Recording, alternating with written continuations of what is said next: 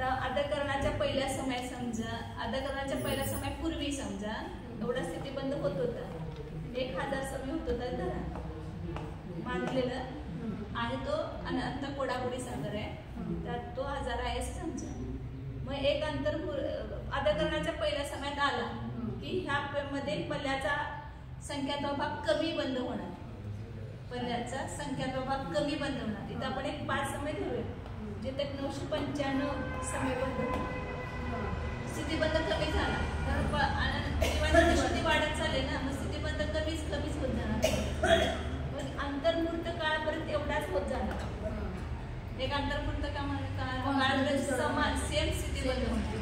पुन्हा अंतर्मुहूर्त गेला अंधकरणामध्येच चालायचं, मग त्याच्या पुढचा स्थितीबंध अजून पल्ल्याचा संख्यात्मक भाग कमी होणार, 990 म्हणजे 990 असं एक उदाहरण आहे.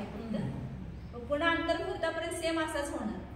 पुन्हा अंतर्मुहूर्त गेला की पुन्हा स्थितीबंध कमी होणार, पुन्हा 995. असं प्रत्येक अंतर्मुहूर्तामध्ये स्थितीबंध कमी होत जात. अंतर्मुहूर्तापर्यंत सेम होणार आणि पुन्हा अंतर्मुहूर्तात कमी, पुन्हा अंतर्मुहूर्त सेम, पुन्हा अंतर्मुहूर्तात कमी. त्याला म्हणायचं स्थितीबंध अपसरण. स्थितीबंध अपसरण म्हणजे कमी होणार. या अधकरणामध्ये परिणामांची अनंतपट विशुद्धी होत असल्यामुळे हे कार्य आपोआप घडत येते. स्थितीबंध आता कुठं वर चढलं हे शेवटपर्यंत चालूच राहणार. जिथपर्यंत बंद आहे ना तिथपर्यंत स्थितीबंध अपसरण होतच राहणार. आणि तिसरे अनुभाग बंधापसरण आणि अनुभाग बंधोत्सरण. असं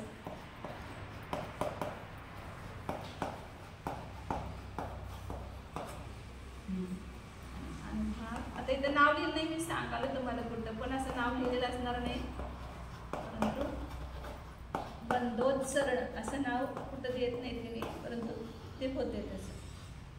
म्हणजे पाप प्रकृतींचा अनुभाग प्रत्येक समयाला तिथं अंतर्मुहूर्त नाही, तिथं स्थितीबंध एक अंतर्मुहूर्तात कमी होतो, परंतु अनुभाग तर प्रत्येक समयाला पाप प्रकृतीचा अनुभाग अनंतपट कमी बांधत जातो आणि पुण्य प्रकृतीचा अनुभाग अनंतपट वाढता बांधत जातो. पाप प्रकृतीचा अनुभाग घटत जातो आणि पुण्य प्रकृतीचा अनुभाग वाढत जातो. म्हणजे सगळ्यात विशुद्ध परिणाम 10व्या गुणस्थानाच्या शेवटच्या समयात होईल की तिथं त्या सगळ्या पुण्य प्रकृती 7 वेदनीय उच्चगोत्र बांधलं जाते. सगळ्यात उत्कृष्ट अनुभाग 10व्या गुणस्थानामध्ये बांधला जातो पाप पुण्य प्रकृतीचा, आणि पाप प्रकृतीचा सगळ्यात कमी बांधला जाणार पुढे सगळ्या शेवटी. म्हणजे 10व्या गुणस्थानापर्यंत वाढणार. हे 4 कार्य 10व्या गुणस्थानापर्यंत सुरूच असणार. इथं अंधकरणापासून सुरू झाली 4 कार्य. म्हणजे हे पाप प्रकृती कमी आणि पुण्य प्रकृती जास्त, हे 2 कार्य झाली. हा, आणि त्या आधीची 2 स्थितीबंधापसरण आणि विशुद्धी अशी 4 कार्य. हा, अनुभाग पाप प्रकृतीचा अनुभाग बंध कमी होणार आणि पुण्य प्रकृतीचा अनुभाग बंध वाढणार. ते अनंत पट्टीनं वाढणार आणि अनंत पट्टीनं कमी होणार. 1-2 न कमी होत नाही. स्थिती ही संख्यात्मक भाग कमी, संख्यात्मक भाग कमी, पहिल्याचा संख्यात्मक भाग कमी होतो, परंतु अनुभाग मात्र अनंत पट्टीनं कमी होतोय आणि अनंत पट्टीनं वाढतो.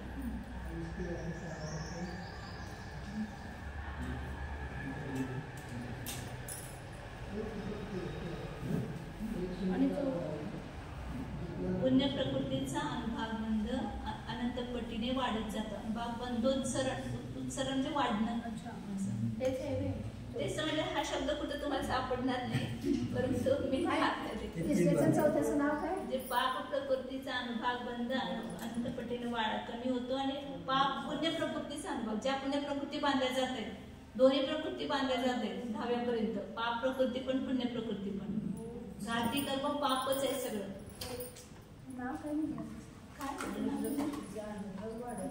अनुभाग बंध, पुण्य प्रकृतीचा अनुभाग वाढणे, अनुभाग बंधोत्सरण असं म्हणजे अपसरण म्हणजे कमी होणार, उत्सरण म्हणजे वाढणार.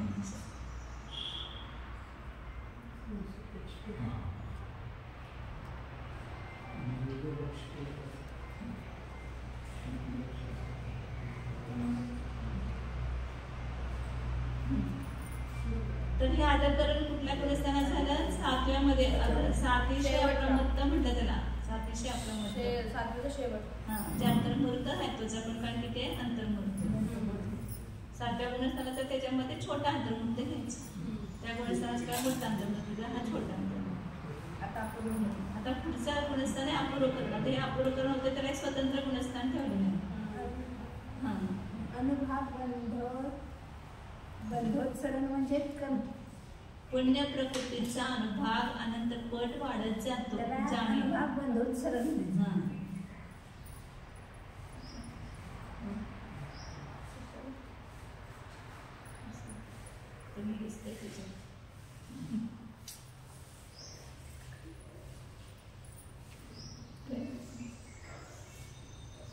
अपूर्वकरण गुणस्थान आठवण. अपूर्वकरण मांडणारा जीव अपूर्वकरण गुणस्थानावरती म्हटला जाणार. ज्यांची प्रत्येक समयाला अनंतपट विशुद्धता होते अशा अपूर्व पूर्वी न झालेल्या परिणामाला अपूर्वकरण म्हणतात. हे परिणाम अपूर्वकरण गुणस्थानात असतात. हे परिणाम प्रत्येक समयाला विशुद्ध होत जातात. म्हणून यामध्ये भिन्न समयवर्ती जीवांचे परिणाम विसदृश असतात. परंतु विशुद्धता कमी अधिक होत असल्यामुळे एक समयवर्ती जीवांचे परिणाम सदृश विसदृशही असू शकतात. ते आदरकरण झाल्यानंतर परत त्याची विशुद्धी वाढतच जाते, कमी होत नाही. मग त्याच्यानंतर तो कुठं जातो अपूर्वकरण परिणाम होतात. आता एका जीवाच्या अपेक्षेने अपूर्व प्रत्येक समयाला अपूर्वकरणच आहे. पण ते नाना जीवांच्या अपेक्षेने नाव दिलेले. आदरकरण म्हणजे नाना जीवाच्या अपेक्षा नाव आहे. वरच्या समयावरती जीवाचे परिणाम आणि खालच्या समयावरती जीवाचे परिणाम समान आहेत म्हणून त्याला आदरकरण म्हणतात. त्या विशुद्धीला ते नाव दिलं.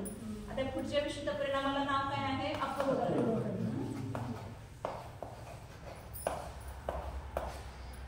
आता अपूर्वकरणामध्ये काय विशेषता आहे तर तिथं पण एका समयामध्ये अनेक परिणाम आहेत. म्हणजे नाना जीवांच्या अपेक्षेने. म्हणजे आता जसं ते 165 होते ना तसं आता उदाहरणामध्ये 456 मांडले घ्या. उदाहरणच आहे असंख्यात लोकच आहेत. आदरकरणाच्या शेवटच्या समयात जेवढे असंख्यात लोक होतील त्याच्या असंख्यात लोक गुणा एवढे परिणाम म्हणजे विशुद्धी आहेत. एवढे प्रकार आहेत विशुद्धीचे. आदरकरणापेक्षा असंख्यात लोक गुणित परिणाम आहेत त्याच्यामध्ये अपूर्वकरणामध्ये. मग पहिल्या समयात आता हे 456 झाले असं घेऊया आपण. दुसऱ्या समयात त्याच्यापेक्षा हे जसं आदरकरणामध्ये वाढत गेले ना 162, 166, 170, 174. एका जीवाचं एका जीवाला एकच होणार परिणाम. तेवढ्या परिणामापैकी एका जीवाला किती होणार? एकच परिणाम होणार. काय झालं काय? एका जीवाला एकच होणार फक्त प्रत्येक समयामध्ये. हे नाना जीवाच्या अपेक्षेनं हे वर्णन आहे सगळं. तिन्ही कर्म परिणामाचं जे वर्णन केलंय ते नाना जीवाच्या अपेक्षेनं नावं दिले. तिन्ही पण नावं त्याच्या नाना जीवाच्या अपेक्षेनंच आहे. म्हणजे एका जीवाच्या अपेक्षेनं बघितलं तर आदरकरणापासून ते अनुवृत्तीकरणापर्यंत अपूर्वच परिणाम आहेत. त्याच्या प्रत्येक समाला जी विशुद्धी होते ते अपूर्वच होते त्याची. अंतःकरणामध्ये सुद्धा एका जीवाची अपूर्वच विशुद्धी आहे. परंतु ते नाना जीवांच्या अपेक्षेने आपण तुलना केली की खालच्याच्या आणि वरच्याचे समान आहे म्हणून तिथे अंतःकरण. तर हे सगळे नाना जीवाच्या अपेक्षेने नाव लक्षात घ्यायचे. तर मग 456 झाले तर 400 समजा 16 वाढते घेऊया घेतली तिथं 16 घेतला तिथं 4 आहे अंतःकरणामध्ये. 162, 166 हे पण मानलेलं आहे सगळं. म्हणजे तसंच हे असंख्यात लोकांचंच आहे. हे त्याचे पहिल्या समयात असतील त्याच्यापेक्षा असंख्यात लोक परिणाम वाढतात दुसऱ्या समयात. त्यापेक्षा असंख्यात नाना जीवांच्या पेक्षा असंख्यात लोक परिणामांची संख्या वाढते. पहिल्या समयात जेवढे विशुद्धीचे प्रकार आहेत त्यापेक्षा दुसऱ्या समयातले विशुद्धीचे प्रकार असंख्यात लोक वाढते आहे. पण तिसऱ्या समयात त्याच्यापेक्षा असंख्यात लोक वाढते. असं तो चेतो माहिती मोठा मोठा आहे. इथं 488. तर आता ही तर पहिल्या अपूर्वकरणामध्ये पहिली विशुद्धी 456 ही एकूण झाली. यातला 456 पहिला परिणाम विशुद्धीचा तो सगळ्यात जगण असणार. आणि मग दुसरा ते वाढता असणार आणि 456 सगळ्यात उत्कृष्ट असणार. हा जगन्य आणि हा उत्कृष्ट. आणि दुसऱ्या समयामध्ये 472 आहेत तिने. तर ह्याच्या पुढचा 457 पासूनचा आहे आणि 472 मिसायचे. 456 मध्ये 472 मिसा म्हणजे किती होणार? 912. 912 होतात ना. 922 7 8 8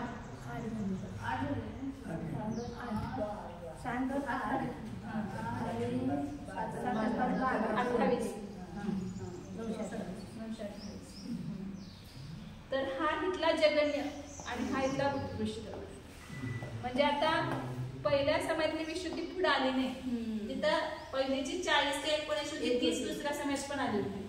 ते पुढचे 80 जे आहेत ते 79 ते 122 पर्यंतचे परिणाम ते पुढे झाले. 121 ते 162 ते पुढे पण आले. परंतु इथं तसं होत नाही. इथं जे पहिल्या समयातली उत्कृष्ट विशुद्धी आहे अपूर्वकरणामध्ये, त्याच्यापेक्षा सुद्धा दुसऱ्या समयातलं किती पण जगन विशुद्धी असू दे, तो त्या पहिल्या समयातल्या विशुद्ध परिणामापेक्षा अनंतपट विशुद्धच परिणाम असणार त्या जीवाचा. म्हणून पूर्वीच्या समयात जी विशुद्धी प्राप्त झाली नाही अशी अपूर्व विशुद्धी दुसऱ्या समयात प्राप्त होते नानाजीवाच्या अपेक्षेने. म्हणून याला अपूर्वकरण म्हटले. आता ह्याच्या पुढचाच इथं 929 पासून घ्यायचं. इथं 488 पुढे 1400 काहीतरी येतं.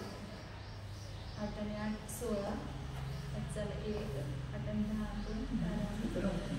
नाही 8 आणि 9 10 आणि 1 11 चालेल 1 9 आणि 4 13 आणि 14 1416. मग ही इथं ह्या पहिल्या समयातले त्याच्या जगविशुद्धीपेक्षा उत्कृष्ट विशुद्धी अनंतपट आहे. आणि ह्या पहिल्या समयातल्या उत्कृष्ट विशुद्धीपेक्षा दुसऱ्या समयातली जगन विशुद्धी अनंतपट आहे. इथल्या जगन विशुद्धीपेक्षा ही उत्कृष्ट विशुद्धी अनंतपट, ह्या उत्कृष्ट विशुद्धीपेक्षा ही जगन विशुद्धी अनंतपट आहे. आणि याच्यापेक्षा ही उत्कृष्ट विशुद्धी अनंतपट. म्हणजे पहिल्या समयात जे प्राप्त झाले नाहीत असे परिणामच दुसऱ्या समयावरती जीवाला प्राप्त होणार. आणि दुसऱ्या समयात पहिल्या दुसऱ्या समयात जे झाले नाहीत असेच अपूर्व परिणाम तिसऱ्या समयात होणार. म्हणून याचं नाव अपूर्वकरण दिलेलं आहे. म्हणजे वरच्या समयातले जीवाचे परिणाम खालच्या समयातल्या जीवाशी समान असत नाही. भिन्न समयात आहेत जीव तर त्यांचे परिणाम भिन्नच असतात, समान असतच ते कोणत्यापेक्षा. भिन्न समयावरती जीवांचे परिणाम भिन्नच असतात, समान असत नाही जिथं. त्याला अपूर्वकरण म्हणायचं. हे नानाजीवाच्या अपेक्षेने सगळं उत्तम हे सगळं पुन्हा स्वरूप तुम्हाला तिथं पण सगळं गणित येईल. सर्वजण एक कसं काढायचं, पहिल्या समयातले परिणाम कसे काढायचे, दुसऱ्या समयातले कसे काढायचे, ते सगळं तुम्ही गणित शिका नंतर. म्हणून इथं काय सांगितलं, ज्यांची प्रत्येक समयाला अनंतपट विशुद्धता वाढत, एका जीवाची तर अनंतपट विशुद्ध वाढत जातेच. अशा अपूर्वपूर्वी न झालेल्या परिणामाला अपूर्वकरण म्हणतात. हे परिणाम अपूर्वकरण गुणस्थानात असतात. हे परिणाम प्रत्येक समयाला विशुद्ध होत जातात. म्हणून यामध्ये भिन्न समयावरती जीवाचे परिणाम विसदृशच असतात. विसदृश म्हणजे भिन्न, समान नाही. परंतु विशुद्धता कमी अधिक होत असल्यामुळे, परंतु एका समयातल्या जीवांचे परिणाम सगळे सांचे समान नाहीत. कुणाची कमी कुणाची जास्त असे असतील. म्हणून एका समयावरती जीवाचे परिणाम कसे असतील, सदृश किंवा विसदृश. काही जीवांचे सदृश पण असू शकतील. कुणाला समजा ह्यातला 40वा परिणाम आहे, 4 जीव आहेत तर सगळ्यांना 40वा झाला असं पण होऊ शकते. आणि कुणाला 40वा झाला, कुणाला 80वा झाला, कुणाला 100वा झाला, कुणाला 150वा झाला, असं वेगवेगळे पण झाले, असं पण होऊ शकतं. ते समान पण असतात आणि भिन्न पण असतात. आणि परंतु भिन्न समयावरती जीवांचे मात्र परिणाम भिन्नच असतात, विसदृशच असतात. आणि अंतःकरणामध्ये एका समयातल्या जीवांचे परिणाम भिन्न पण समान पण असू शकतात आणि भिन्न पण असू शकतात. आणि भिन्न समयावरती जीवांचे परिणाम पण समान पण आणि भिन्न पण आदकरणामध्ये. म्हणजे अपूर्वकरण गुणस्थानात काय सांगितलं, अपूर्वकरण मांडणारा जीव अपूर्वकरण गुणस्थानावरती म्हटला जातो. या गुणस्थानाचे जीवाचे परिणाम अपूर्वपूर होत जातात असते गुणस्थानाच्या स्वरूपात दिले. म्हणजे अपूर्वकरणामध्ये कुठल्याही प्रकृतीचा तो उपशम आणि क्षय करत नाही. फक्त ते परिणामांची विशुद्धी वाढत जाते. ते 4 आदकरणात सांगितले ना, ते कार्य होतातच. प्रत्येक समयाला स्थितीबंध अपसरण होत चालते, भाग बंद कमी कमी होतो, प्रकृत होत जाते, प्रकृती आणि भाग वाढतात. पुन्हा अजून ते 4 कार्य आणखीन होतात अपूर्वकरणामध्ये, नवीन कार्य होतात. आता त्याचं पण प्रत्येकाचं स्वरूप सांगायचं म्हणजे काय नाही.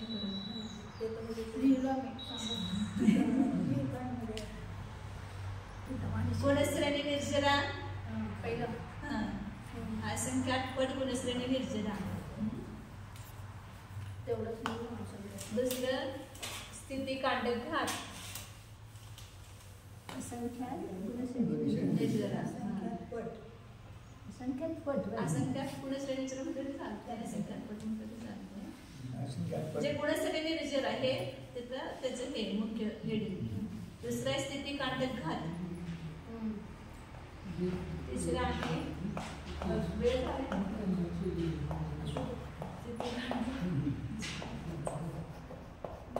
कांडक घात. आणि चौथा आहे अनुभाग कांडक घात. दुसरं हे आणि तिसरं हे. तिसरं अनुभाग कांडक घात.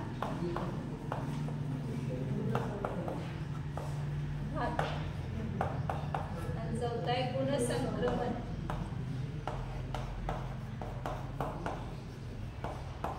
विजेत्यांची प्रवेशिका ना त्याच्यात हे असं सगळं असेल खुलासा, म्हणजे ह्याच्यात दिले असतात त्याच्यामध्ये.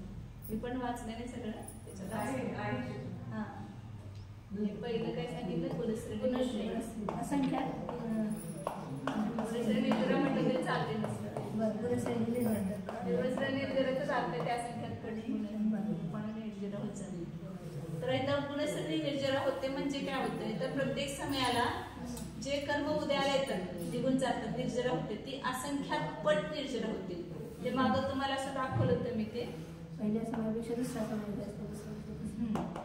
हे नेहमीची आपली निश्चित रचना अशी असते, परंतु ज्यावेळेला हे विशुद्ध परिणाम अपूर्वकरण होतंय त्यावेळेला काय होतंय ह्याची ही रचना बदलते. ही एक उदयावलीमध्ये हे असं कमी कमीच राहणार आणि त्याच्यानंतर वर जे असते ना तिथं जे आकर्षण करून वरचे जे परमाणू आहेत ते घेऊन इथं तो गुणित रूपाने देतो. म्हणजे इथं हे अशी रचना होते. म्हणजे इथं एवढेच होते उदयाला येणार आहे, परंतु ह्या परिणामाच्या निमित्ताने हे आकर्षण होऊन इथं जास्त परमाणू आले. आणि पुढचं तर इथे दाखवायला जास्त मोठं नाही पडेल दाखवते.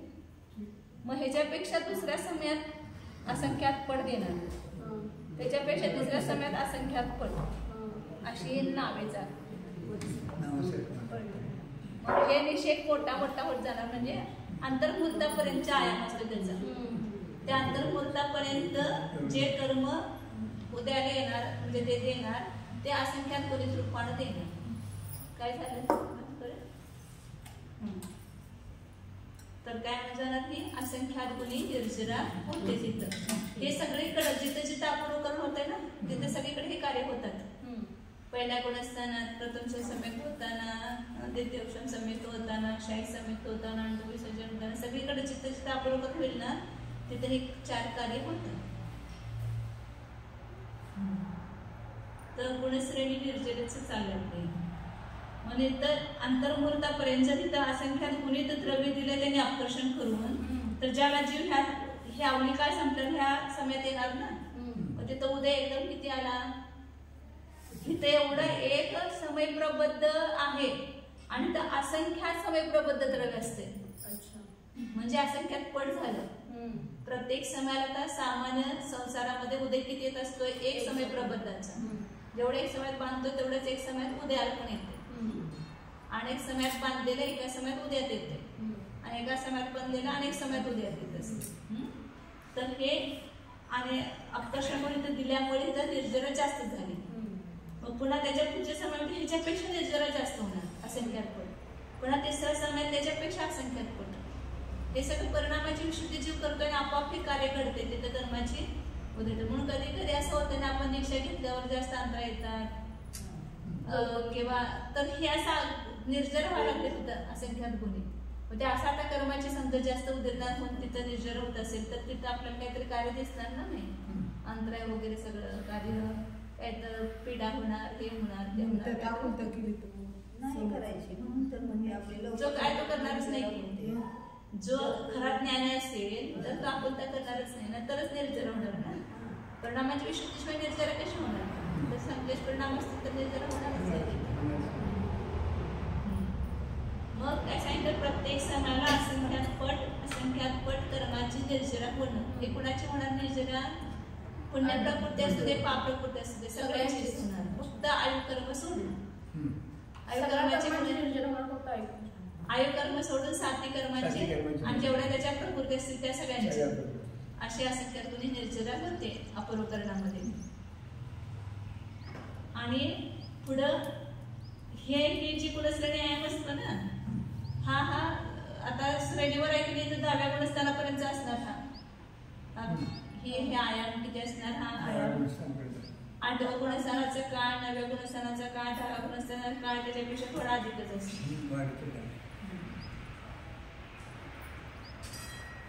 ही गुणश्रेणीची लांबी म्हणायचं, गुणश्रेणी आयाम असं नाव आहे त्याला. त्याला काय म्हणायचं? गुणश्रेणी आयाम. कर्म सोडून बाकी सगळ्या कर्माने त्यांच्या प्रकृतींची गुणश्रेणी निर्जरा करू शकते. जेवढे जे उदयाला येत असतील ते सगळ्यांचीच म्हणजे सगळ्याच सत्तेमध्ये जेवढे असतात ना त्याची सगळ्याची अशी गुणश्रेणी होणार आणि त्याचा उदय होणार. आणि काय सांगितलं 10व्या म्हणजे ही किती याच्यापर्यंत असं देत जाणार हा संख्यात्मक द्रव्य. तर 8व्या गुणस्थानाचा काळ, 9व्या गुणस्थानाचा काळ, 10व्या गुणस्थानाचा काळ त्याच्यापेक्षा थोडा अधिक, एवढ्या समयापर्यंतच्या त्या निषेकांमध्ये असा संख्यात्मक द्रव्य म्हणतात. त्याला म्हणतात गुणश्रेणी आयाम. त्याला काय म्हणतात? गुणश्रेणी आयाम.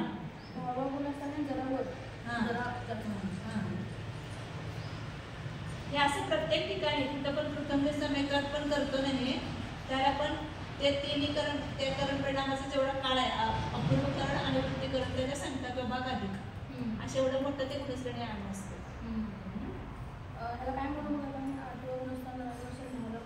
थोड्या अधिक काळापर्यंत ते गुणश्रेणी आयाम म्हणायचं त्याला. तेवढ्या काळापर्यंत म्हणजे तेवढ्या समयाच्या निषेकापर्यंत तो असंख्यात द्रव्य देतो आणि तेवढ्या मग ती निर्जरा राहणार.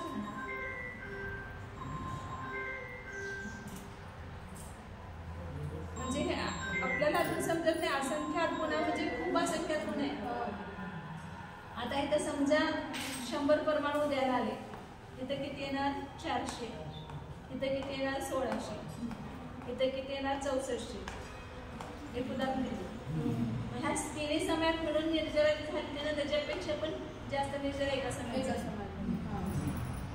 असं असंख्यात पण असंख्यात.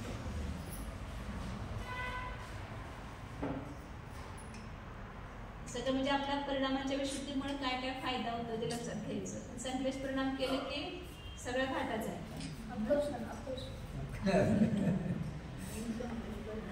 संकलेश परिणाम करायचं कुठल्या पण निमित्तानं आपला घाटा बघायचं. काही कोण काय पण करू दे, आपण संकलेश परिणाम करायचे नाही. फक्त वर्तमान काळाकडे बघतो आपण आणि आता काय उदयाला असं जसं सगळं निमित्त मिळालं तसं घडणार, त्याचं काय डोक्यातच घ्यायचं नाही जास्त. आता आपले परिणाम कसे ठेवायचे इकडेच बघायचं. आता गुणश्रेणी ना, आता त्यानंतर काय काय स्थितिकांड. स्थितिकांड होतो म्हणजे काय एवढी स्थिती आहे संख्येमध्ये अंतकोडाकोडी सागर, तर त्यातली वरच्या स्थितीला एवढी त्यातली आता समजा 1000 आहे समजा, तर ह्यातले 10 घेतले तर एवढ्या स्थितीचं काय होणार? अंतर्मुहूर्तामध्ये घात होणार. मग एवढी स्थिती कमीच होणार. नाहीतर दुसऱ्या कोणत्याही कारणाने कमी होत नाही स्थिती. अपकर्षण जरी केलं तरी थोडं थोडं कमी येत असते, स्थिती आणि तशीच राहत असते. पण ते कांडका ज्या वेळेला होईल त्याच वेळेला काय होतं ती स्थिती कमी. हे संसाराचा उच्छेद करायचा आहे ना, ती कर्माची स्थिती कमी झाल्याशिवाय आपण संसारातून सुटणार कसं? स्थिती कांड घात होत जाते. पहिला झाला, मग दुसरा, मग तिसरा, असं वर्ण स्थिती कमी कमी. हा, हे प्रत्येक प्रकरणामध्ये कार्य होतच असते. जे ते कांड घात म्हणजे पूर्ण नष्ट होऊन जाते. हा, ती स्थिती संपते त्या कर्माची तेवढी कमी स्थिती. असं कमी कमी करत करत कसं सगळं केल्यावर शेवटी मोक्षात जाते जीव. असं एकदम जात नाही मोक्षाला. तिकडे स्थिती कमी करायचं, इकडे अनुभव कमी करायचा. पण असं खूप पूर्ण स्वप्नासार वाचनाला कसं कसं कर्माचा नाश होतोय त्याला दोन लक्षात येते सगळं. अवबस पर्यंत उद्या घेऊया. अनुभव कांडकांमध्ये अनुभव कमी होत जाणं, जे स्पर्धक असतात ना जास्त शक्तिवाले ते कमी कमी होत जाणं. आणि गुणसंक्रांत म्हणजे गुणित रूपानं परप्रकृतीमध्ये पाप प्रकृतींचं पुण्य असं काही नाही, जी काही बांधली जाते ना त्या बाबतीसाठी. म्हणजे आता कसं आहे, घाती कर्मामध्ये पुण्य प्रकृती असते का? मग त्याच्यामध्ये त्याची जी सजाती प्रकृती असेल बांधली जाणारी त्याच्यामध्ये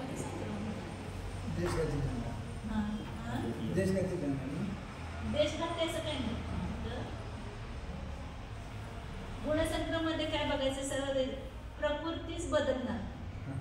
म्हणजे त्याचं जे द्रव्य असते तर कशाचं? पाप प्रकृतीचं, अप्रशस्त प्रकृतीचं, ते बांधल्या जाणाऱ्या प्रकृतीमध्ये संक्रमित होतात. तर आता साताचा बंद करतोय, तर असाताचं तर मी साताला जाणार. आता मग ते ज्ञानाविषयी ज्ञानावर वगैरे ज्याचं त्याचं होणार नाही. तुला सांगते तुम्ही संक्रमणचं वेळ झाला. अनुभव काढण्याचा तेवढा लक्षात घ्या की सत्तेमध्ये असणारा जो अनुभव आहे तो कमी होत जातो. तिथं नवीन बंद अंधकरणामध्ये सगळं काय नवीन स्थितीबंध कमी होतोय, नवीन अनुभव बंद कमी होतोय. हे पूर्वी बांधलेलं आहे त्यातलं कमी व्हायला लागले. स्थितिकांडकांमध्ये पूर्वी जी स्थिती बांधली त्यातली कमी कमी व्हायला लागली. आणि अनुभव कांडक पण पूर्वी बांधलेलं जे असेल अनुभव त्यातला तो जास्त शक्तीवाल्याचे स्पर्धक आहेत ते कमी शक्तीवर परिणमणार. हे जे होतं आता तर नवीन नवीनच होतं. हा ते बंदापसरण झालं ना तिथं. ते स्थिती कांडकात म्हणजे सत्तेमध्ये असणारा जो अनुभव आहे तो कमी होणार, सत्तेची स्थिती कमी होणार.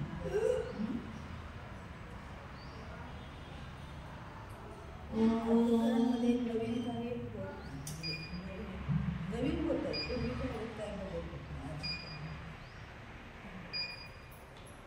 जाना हा मी शुद्ध चैतन्यमय जीवच आहे, ज्ञानदर्शन संपन्न आहे.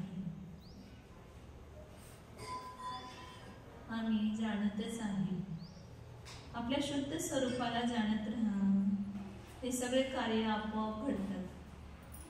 विशुद्ध परिणामाचं कार्य दाखवलेलं आहे. तर आपलं काम पुरुषार्थ विशुद्ध परिणाम करणे हाच आहे.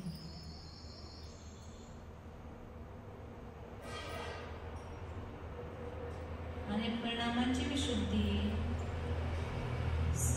स्वरूपामध्ये राहण्यामध्ये होते. उपयोगामध्ये निज आत्म्याला जाणा. स्वरूपस्थ स्वरूप अखंड स्वरूप ज्ञानानंद स्वरूप एकत्व विभक्त स्वरूप शुद्ध एक